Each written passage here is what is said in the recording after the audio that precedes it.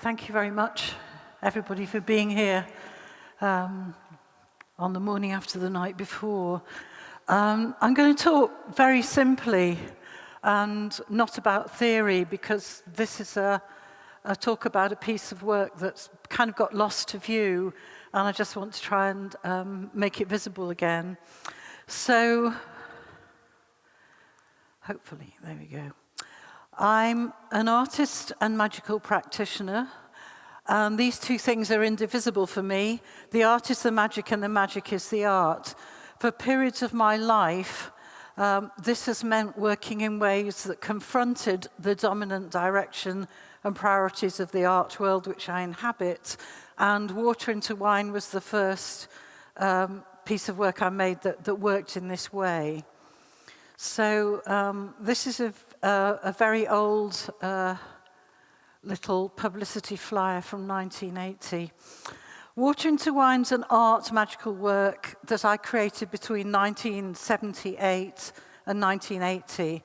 It's about the physical, psychic, creative and magical meanings and uses of menstruation, based on close observations and recording of the menstrual cycles of 28 women, including myself, over a period of a lunar year.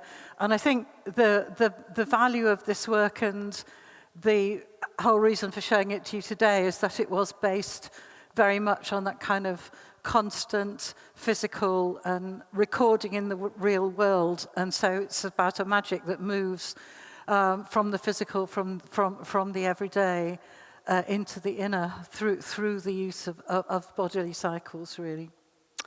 So the work was exhibited at the ICA, the Institute of Contemporary Arts in London in 1981. It generated a lot of publicity and complete and utter moral outrage. I received death threats, which you have to remember this is the age before email, internet, and social media. So death threats came kind of physically through the post. And it led to years of magical inquiry and practice that continue to this day. The work was written about and widely disseminated at the time and resulted in workshops and exhibitions, and hopefully, maybe, a slight change in consciousness for those who encountered it. Now it's about 45 years on, it feels like a good moment to look back and assess Water into Wine.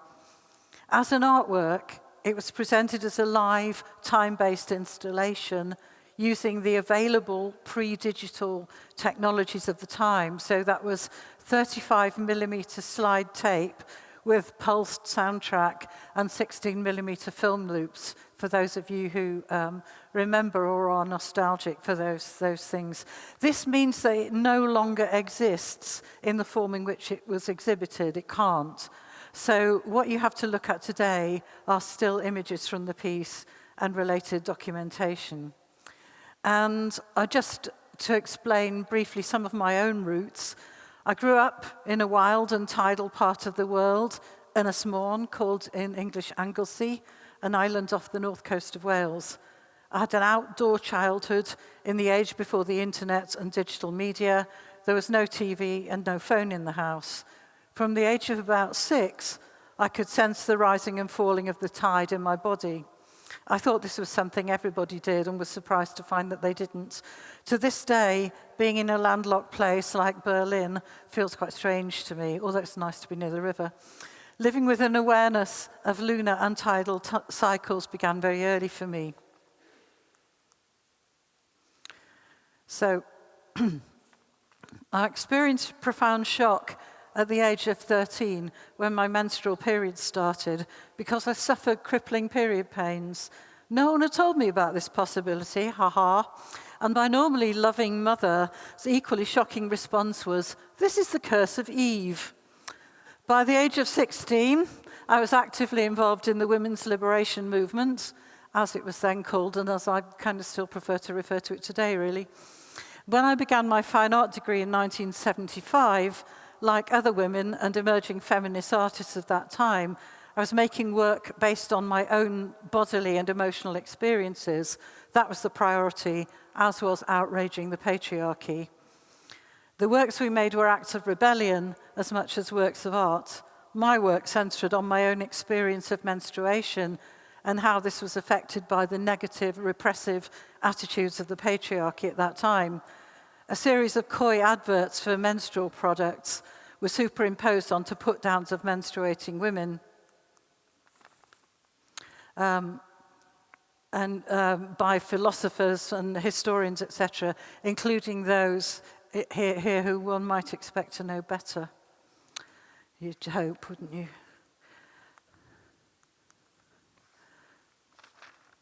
So in 1976, I began exploring the links between myself and the lunar cycle and made a deep magical commitment to this work by walking into the sea in Ynys Môn on the first day of my period, which also happened to be the shortest day of the year in very, very cold weather. And I don't know if this film strip here gives an impression of exactly how cold it was, but it was a form of extreme initiation, and I can still feel the frost on my bare feet after all this time as I look at this image. Exploring menstruation on a deeper psychic level, then working to repair the mind and body split imposed by patriarchal monotheisms became a lifelong concern, exploring and recovering the self and the female body and psyche as the site of magical praxis. Okay. So in 1976 also, I discovered this wonderful, crazy book. I don't know if anyone else has found it on their travels or studies. It's a tiny, cheap paperback. Designed as a method of contraception, it outlined a very practical way of bringing your menstrual cycle into phase with the lunar cycle. How to do it? Counting the first day of a menstrual period as day one, sleep in complete darkness with blackout curtains, except for the 14th, 15th, and 16th days of your menstrual cycle, when to simulate the light of the full moon, sleep with a nightlight on. This will mimic the action of moonlight and trigger ovulation. Menstruation will follow at the end of your artificially created lunar cycle. Done over a couple of months, the writer said, this would not only regulate the menstrual cycle, but gradually bring it into phase with the external lunar cycle too, so that ovulation did actually occur at the full moon and menstruation at the dark or new moon. This was clearly so batshit crazy that I had to try it, as a key part of using my own body as the site of my work. I duly followed Louise Lacey's instructions in my student flat in a big English Midland city with zero expectation that it would work. I was rocked to my core when it actually did, perfectly. This led me into a much deeper exploration of the myths and symbolism woven around the moon, tides, and menstruation, as well as a dislike of artificial street lighting and the need to sleep in proper darkness that I maintain to this day. At the same time, the goddess spirituality movement was just beginning, and I became involved, being welcomed and supported with great kindness, particularly by Mary Coghell and Asphodel Long of the Matriarchy Study Group, to whom I will always be grateful. A completely different kind of magic was becoming possible. In 1978, by now a master's student at Reading University, where the program was run by the wonderful Professor Terry Frost, painter, and I was helped and advised by artists, so I have to name check, Liz Rhodes, Annabelle Nicholson, and Mark Kamil Chamovitz. Water into Wine took shape. I Xeroxed a pile of letters, one of which you can see here, and you can see the really ropey quality of Xerox that was available to one in those days, but there you go. And so think no internet, no email, no smartphones. I sent these letters to everyone I knew and everyone I didn't know, and left them in places where women would see them: galleries, libraries, art centres, and women's centres. Yes, we actually did have them in those days. And to try and persuade people to take part in this piece of work. I was put in touch with the poets Peter Redgrove and Penelope Shuttle, who were just then writing their landmark book, The Wise Wound, and Penny became one of the participants in Water into Wine.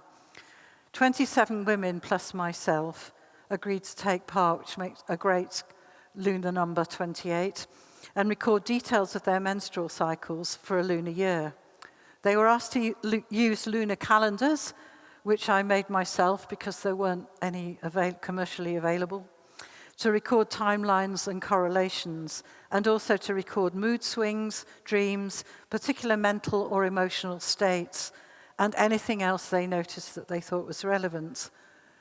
Given my background and contacts, there was inevitably a preponderance, about 65% of the sample, of women involved in some kind of creative work, artists, writers, dancers, musicians, etc. Participants' attitude to the premise of the work, that there could be links between the lunar cycle and menstruation, varied from outright skepticism to clear support with everything else in between. I thought 28 people was a very small number, but when I contacted the statistics departments of my university for help in structuring research methods, they told me it was perfectly valid and a lot larger sample than those used in many medical studies. Ha. So, results came in month by month, and you can see we really are in the pre-digital era, and I recorded them on large pieces of squared paper, for which I retain a fondness to this day, on monthly charts. Someone gave me pieces of the beautiful metal printing type that was used to denote lunar phases in diaries. And so I dipped those in ink and used them to record moon phases and periods, and stars to record dreams. So I hope you can see vaguely what's going on there.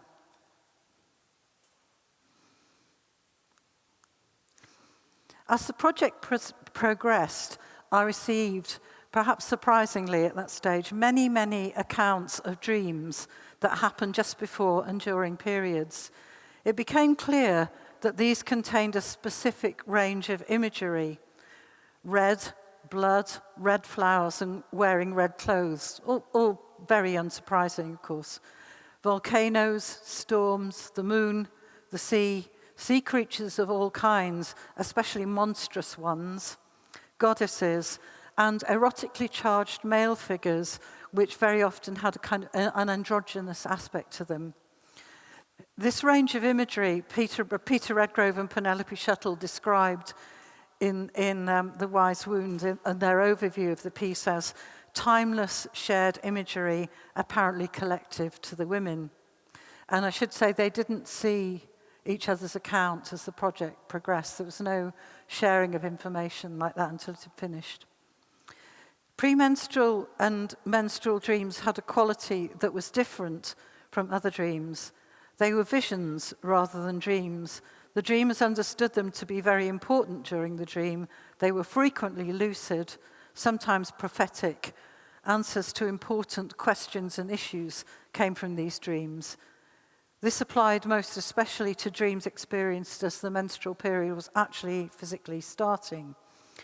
Recording the dreams and working with them was for each dreamer a cumulative process that deepened their meanings and impact and allowed the dreamers to build up their own unique set of magical dreams, dream people, and dream symbols. It also became clear that most of the women experienced what we came to refer to as, during the project, as the menstrual state, for want of a better term. A time before and during their periods, a marked change in consciousness characterized by increased creativity, an intensification of all the senses, so the world became a rush of sounds, colors, smells, etc., heightened emotions and enhanced sexual awareness. Thought processes became instinctual, and the split between mind and body and also the physical environment dissolved. It could be experienced as a visionary, ecstatic state of reverie and meditation, something akin to a fugue state, a waking dream or trance state in which a unique form of making magic became possible. If women were able to take time out from everyday activities and busy lives, which of course is a very big if self-care could be practiced, and they could experience this state as fully as possible, a whole range of possibilities opened up. Menstruation would be experienced positively as a blessing rather than a curse, leading to the banishment of shame and self-loathing, and in many instances, including for me, a lessening or ending of period pains. Menstrual visions and creativity could be used to the full in every kind of activity imaginable. Powerful magic could be made. Sex during the period, and I should say that the sample contains both heterosexual and queer women, was the most profound form of sex magic, creating access to the deepest levels of the imagination, direct contact with deities and spirits, and strong results in the physical world. So these are examples of the lunar calendars that I made for the project. One from the beginning, one from the middle, and they were hand-drawn using simple stencils. They were intended to be informal charts that could be scribbled on and messed up if desired. At the same time, they were the only ones of their kind. So at the end of the project, the women wanted to continue using them. So I continued to make them for many years until I reached menopause, by which time the advent of digital technology had made them less important anyway, weren't needed. So I gave them to Water into Wine participants every year, which was a lovely way of staying in touch at midwinter. And they were sold to, amongst others, homeopaths, herbalists, occultists, witches, pagans, and fishermen. I was surprised to get requests from several sea fishing clubs in the southwest of England, and always wondered what they made of the fact that they had lunar menstrual chart written across the top of them in big letters. Lovely. At the same time, Peter Redgrove and Penelope Shuttle and I were independently uncovering similar knowledge through research. In other times and other cultures, menstruation had been a source of power, that within living memory, where artificial light was absent, women would ovulate together at the full moon and menstruate together at the new moon. And of course, women who live together under artificial light still have cycles that harmonize with each other. That excluding women from society at menstruation could in some instances be a positive thing, rather than being a site of tabooed exclusion. The menstrual hut could be a place for shared visions, magic and sisterhood. And a couple of years ago, I participated in a group exhibition organised by Annabel Nicholson concerning ourselves, in which a menstrual hut with these meanings was constructed in a gallery for anyone who wished to use it, in Norwich of all places. Lovely. We compared notes and were astonished by the synergies. Group magical work amongst menstruating women was uncovering new and very profound creative opportunities for covens and magical groups. Much of these aspects of the research remained unpublished, although Peter later wrote about some of them in his book, The Black Goddess and the Unseen Real, which is also known as The Black Goddess and the Sixth Sense. Throughout the period of the research, I used 2 flower beds, which I was given by a rather bemused university, at the university garden to grow flowers fed with my menstrual blood. So contrary to Pliny the Elder's ideas about blasting crops, it's a powerful fertilizer. Redgrove and Shuttle proposed that it played a role in the beginnings of agriculture. In a nod to this, I also fed my blood to the growing barley crop in the field next to my house. I kept samples of the blood of each period on blotting paper, which were exhibited later. Talismans were made with the blood each month, and it was used as a sacrament in ritual contexts by being consumed or applied to bodies. So huge amounts, not just menstrual law, but practical knowledge of every aspect of lunar and tidal time was gathered during the project. Far too much to include here, but which are still imparting workshops and magical context to those who wish to learn. So when the research period for Water into Wine was complete, I began to shape the installation using images shot in several places on the coast of Ynys Môn, which have always been at the centre of my magical practice, which featured in my own dreams and where I continue to make work today. With these were superimposed images of myself in dream space, my own body, seedlings and barley fed with menstrual blood, seashells and the moon, and film loops in which the screen went from clear to red in 28 steps, mimicking a lunar month. The eventual work was exhibited using a massive tracing paper screen in the center of the gallery space. So each of the images you see here would be a single huge composite image on the screen, if that makes sense. The screen was hung from the ceiling, and it wasn't attached at the bottom, so audiences could walk around and view it from anywhere in the space, and the movements of people and air currents caused it to rock gently, emphasizing the rhythmic lunar tidal sense of the piece. A pulse soundtrack for the slide projectors consisted of the superimposed layers of water into wine women reading from their accounts of menstrual experience, dreams and visions, a woman counting repeatedly from 1 to 28 in sync with the film loops, and the sound of the sea at the Innismore coastal sites. The dense mix of visual and oral superimposition was designed to immerse the viewer in the piece and make them experience the menstrual visionary or dream state for themselves. So there's another set of images from the piece.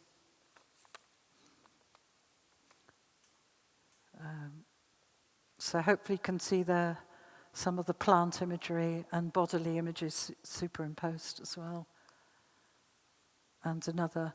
In the intervening years, given the technology I had available, what's amazing is that the red, very menstrual images have been preserved perfectly, but the red dye on the has survived, but the blues and greens of the images of the sea haven't survived so well, so they've become a little degraded and a bit brown, really.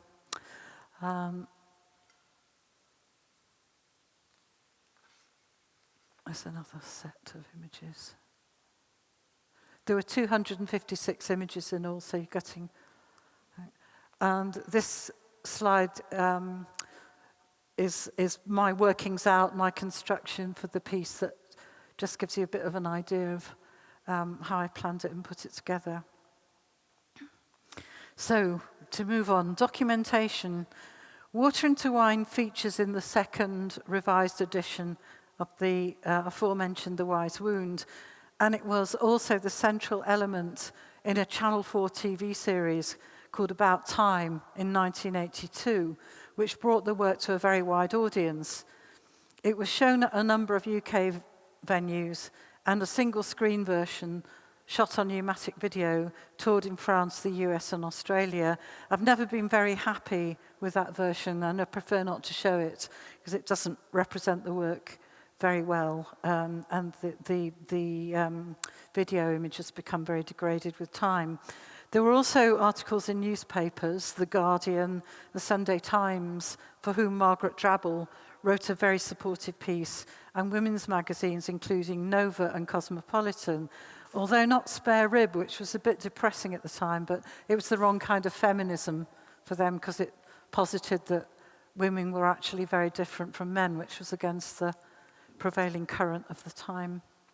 And it was mentioned in various art and film publications. Some of the initial criticism of the work from the right-wing press can only really be described as vitriolic, and I did, as I said, get death threats. Menstruation was a total taboo. It was only spoken about at that time in whispers or through negative euphemisms, a really filthy thing, a source of shame, etc. But my whole mission was to kind of make this magic public, not to leave it kind of just hidden in a gallery for a small number of people. I think it can be difficult, I don't mean to sound patronizing, but it can be slightly difficult for a young audience now who didn't experience it to appreciate the viciousness of opposition to anything that challenged taboos concerning women's bodies. Cozy Fanny Tutti had exhibited her used tampons in the same gallery 3 years before Water into Wine was shown there. And for the Daily Mail and their ilk, it was kind of more of the same.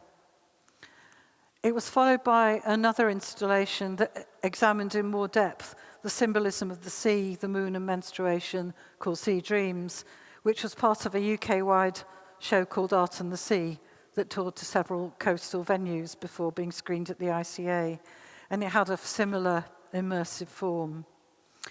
As a result of The Wise Wound and the Channel 4 series and press coverage, Water into wine had become quite widely known, and after the initial vituperative response from the press, a much more positive reception developed. Into the 1980s, and the goddess spirituality movement gained pace in tandem with the peace movement that opposed nuclear weapons in Britain. And the most magical manifestation of these things really was the women's peace camp at Greenham Common. So water into wine developed an afterlife as part of these movements, which still makes me laugh to this day in a good way. As an experimental filmmaker, I was part of the Arts Council's wonderful Filmmakers on Tour scheme, through which venues could book a filmmaker to come and screen their films and talk about their work, and the Arts Council would pay. It was designed to bring experimental films to new audiences, mainly in art centres and cinemas, but the word spread about Water into Wine, and women's groups and occult groups realised they could book me to come and talk about Water into Wine. And for the whole of the 1980s, I travelled the length and breadth of the British Isles, conducting what were effectively workshops on menstruation, dreaming, the moon, and magic. When tabloid criticism of the work resurfaced, obscene work receives public funds, etc. I think you know that you kind of get the picture.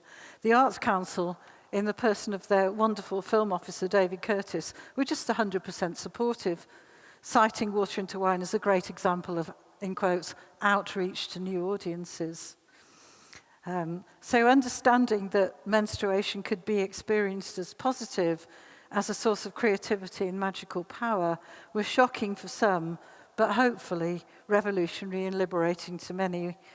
I can remember the venues included an octagonal chapel in a small Cotswold village, the Arnold Feeney Cinema in Bristol, goddess workshops everywhere, a variety of London venues, women's centres in Cardiff and Glasgow, a village hall in the Lake District, and very memorably, the upstairs room of a pub in Swansea.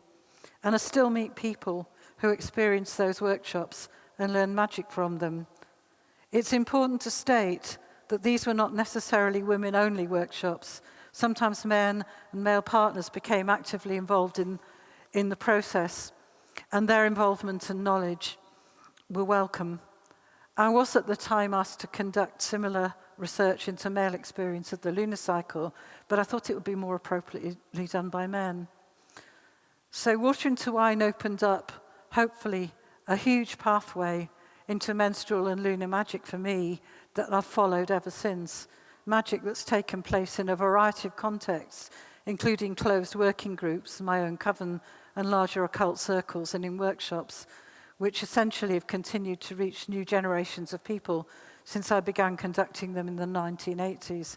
These continue to this day. And this kind of period of work, if you will, concluded with two more pieces of work. Mysteries, which you can see here, which is a short film which is still in distribution with Cine Nova and the British Film Institute, and a series of still images which explores the magical synergies between menstruation, agriculture, the sacrifice of the harvest, blood on the corn, as you can see there, and finally Red Running Woman, another short film based on my own menstrual dreams of Venice Morn, which is also still in distribution with Cine Nova and the BFI. And just to conclude, I'd like to know that Water into Wine is not yet complete. I'm currently embarking on its final phase. I'm attempting to knit my entire menstrual record from the beginning of Water into Wine in 1980 to 2007 from my annual lunar menstrual calendars using red and black yarn. It will take up a lot of gallery space if anyone's prepared to show it. I'm being accompanied in this endeavour by artist Julie Norris, one of the original Water into Wine participants, who is recording her entire menstrual history as a very long thread of red and black beads.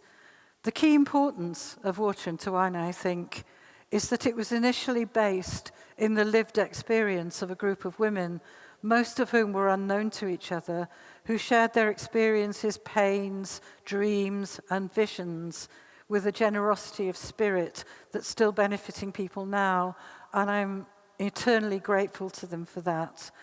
And this is something which you really should try at home. Please go and do it.